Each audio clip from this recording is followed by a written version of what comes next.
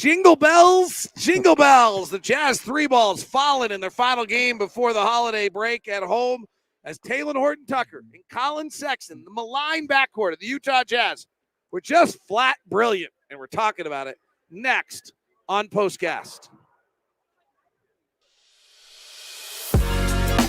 You are Locked On Jazz, your daily podcast on the Utah Jazz. Part of the Locked On Podcast Network, your team every day. David Locke along with Ron Boone as the Utah Jazz beat the Brooklyn Nets with a second-half surge. The Jazz trailed by 5, 59-54 at the half. They took a 6-point lead at going through 3. In the fourth quarter, they went bananas. 37-26 final in that fourth quarter as the Jazz spurred it on and beat the Brooklyn Nets. The Nets were on their 5th game of a road trip, and they needed this one badly. And you could see the Jazz broke their will. Like, they were not tired until the Jazz broke their will, and then they got tired along the way. There goes the great Thurl Bailey, everybody. I will not try to emulate that in any way, shape, or form. Not that voice. Not with that voice. Ron, what did you see tonight? A whole bunch of stuff. Yeah. I saw the guard line. I saw the zone that works for the Jazz. Might not work for any other team in the NBA. I'll say 90% of the teams it probably does not work, but it's working for this team because of the lack of, say, deep talent. You want to put it that way, but it's working for the Jazz, and you got to really be impressed with how the guys are biting into it. There's a minor chance the Jazz have played more zone defense in 4 games than the next most team has played all season long. All season long, yeah. But and they're literally in the zone 50 or 60 possessions a night. It's crazy.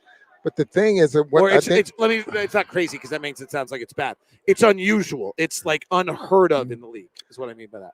And it's not just one zone. And they're putting in another one. So it's going to be something that the Jazz are going to live and die with, all season long.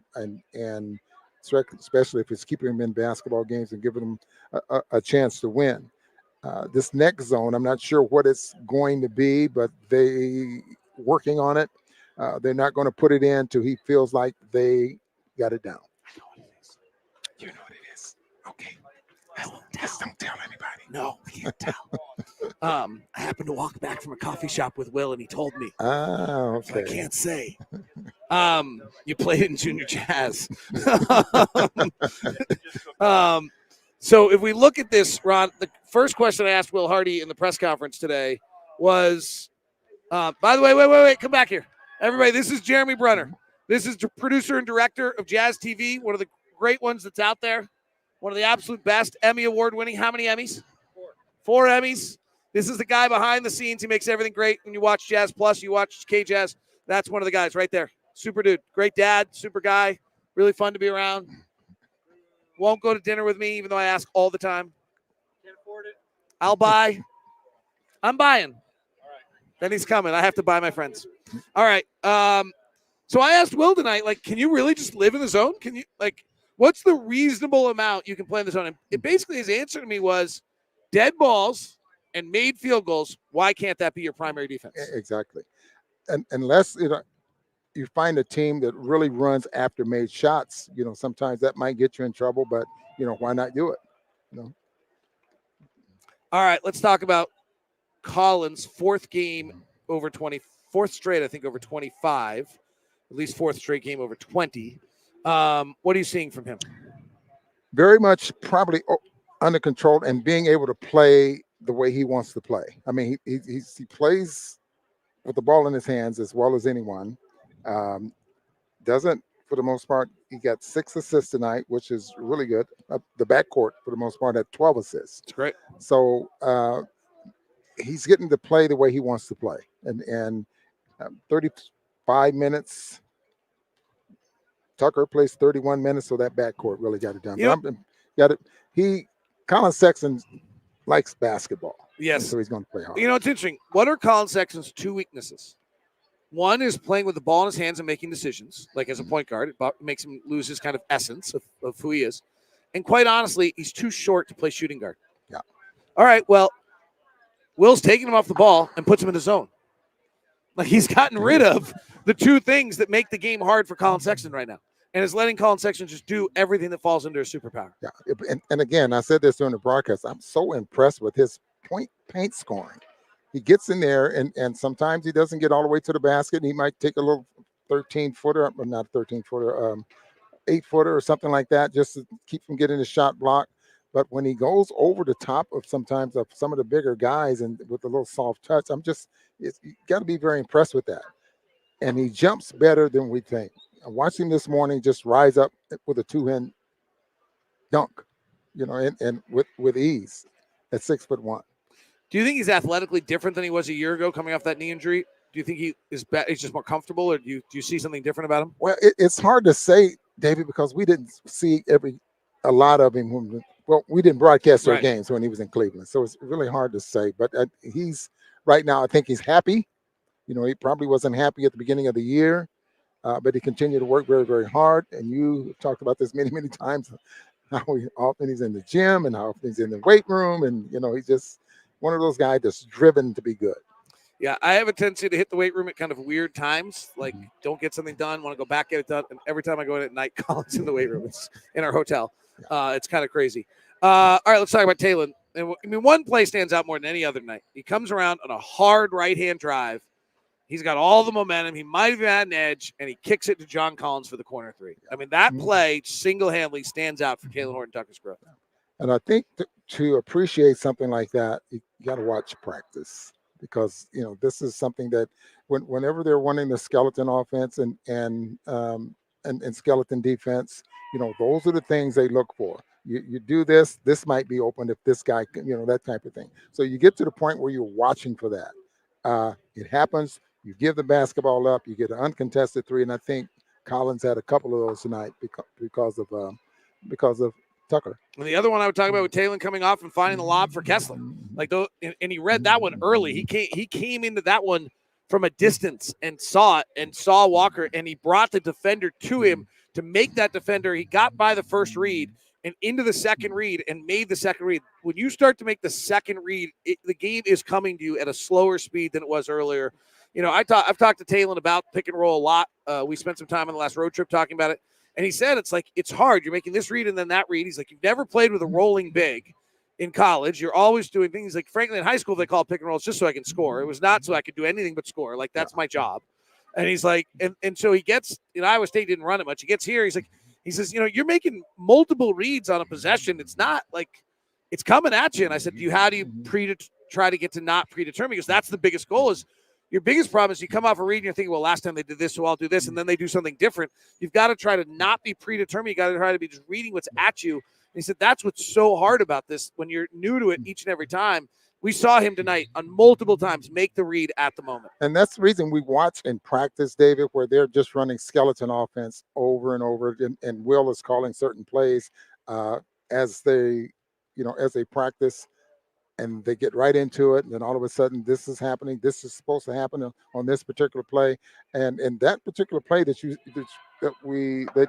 we saw Collins get the three from the corner, there's also a lob involved with Kessler coming from the weak side. If the defender stays home on Collins, and then Kessler's man have to come to Tucker, now you got the lob to Kessler on the baseline. Really, they're talking about the same play, just happening in different reads. Different All right, Walker. We talked about Walker, and we weren't critical. We just pointed out he just was a shadow of who we want him to be last game. Tonight he was not. He was terrific. Back in the starting lineup, and Nick Claxton got him last year twice. So this was not a matchup that Walker naturally. Nick Claxton's athleticism actually kind of caused him problems. Did not tonight. Walker was a real force. And it kind of set the tone early. They were 2 of 8 in the paint when Walker was in his first stint in the game. And it kind of held all night long that Walker had a massive impact on this game. Yeah, and that probably is going to be my star of the game. Walker?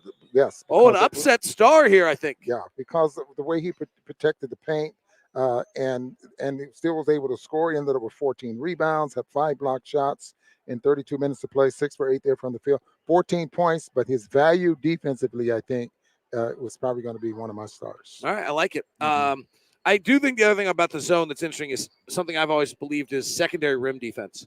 We saw it with Rudy. When you pull Rudy all the way out and there's no secondary rim defense, it's really a problem. We saw a lot of plays tonight where the first defender, a second defender, John Collins, Ochai Agbaji, Lowry Markkanen, Taylor Hendricks are coming over and altering shots because in the zone defense, they're close enough to the basket to alter another shot. Yeah, that's the structure of the defense, trying to keep your shot blockers in the vicinity somewhere where the help defense is going to be there.